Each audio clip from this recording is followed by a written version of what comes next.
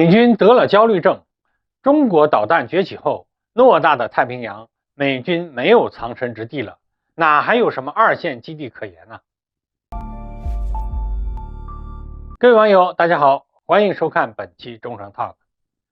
大家都知道啊，美国拥有全球第一的军事力量，在很长一段时间内啊，没有哪个国家的军队能够挑战美军的权威。但是现在嘛，时过境迁了，美军可以独行全球的时代是一去不复返了。如果说美军现在最害怕什么，也许不少人会回答，那就是超高音速武器打击武器。这些天啊，美国国防情报局军事专家保罗·弗里斯特勒给众议院军事委员会递交了一份关于中国超高音速武器威胁的报告，并接受了议员们的询问。弗里斯特勒的报告啊非常悲观。美国议员们看完报告后问他，中国的导弹可以打到哪里的时候，保罗只能回复：先生们，太平洋没有安全的地方了。这对于美国人来说啊，几十年来也算是第一次再说吧。我们都知道，美国为了封锁亚太国家，早在40、50年代就提出了岛链战略。为了围堵东亚的社会主义国家阵营，美国联合自己的盟友，精心在亚太地区布置了3道岛链。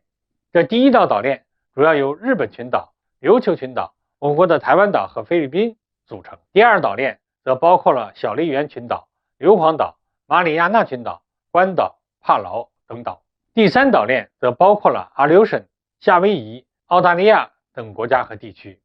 以现在的目光来看啊，勉强可以算作围堵中国的1、2、3线阵地吧。那么我们来看看美国这份报告到底有没有悲哀的理由呢？中国的导弹能打到3条岛链吗？首先啊，关于第一岛链，其实已经没有什么好说的了，毕竟距离中国大陆太近了。几十年前，我解放军2炮部队的导弹就能够覆盖了，但打得到和打得准毕竟还是有区别的。如今我解放军不仅火箭军的弹道导弹已经有了足够的打击精度，还列装了各种类型的巡航导弹，对第一岛链的打击火力也是大大提升了。所以美国各大智库啊，早都已经对第一岛链的基地判了死刑，认为中美一旦开战，那第一岛链的美军基地基本会在解放军的火力下全军覆没。其次就看美国的第二岛链了。第二岛链美军最大的基地就是关岛，战时也可以在塞班岛、天宁岛、帕劳等地布置兵力。就说关岛吧，距离中国海岸有3000多公里，中国的近程导弹早就打不到了，但依然在我火箭军中远程导弹的射程之内。另外，解放军海军的舰艇和空军的轰炸机如果突破第一岛链，也可以利用巡航导弹和超高音速武器对关岛等地进行打击，也就是第二岛链也不安全。而第3岛链的Aleutian、威克岛、夏威夷等等暂时还相对比较安全，但前提是我解放军不动用远程导弹和洲际导弹。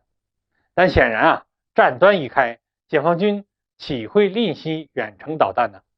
应该是会动用一部分此类导弹，对第3岛链的关键目标进行打击的。没错，这就是中国破除美国岛链封锁的战略，利用导弹开路，海空军跟进，把岛链上美军所有的军事目标都纳入打击范围，把那几条所谓的岛链打成千疮百孔。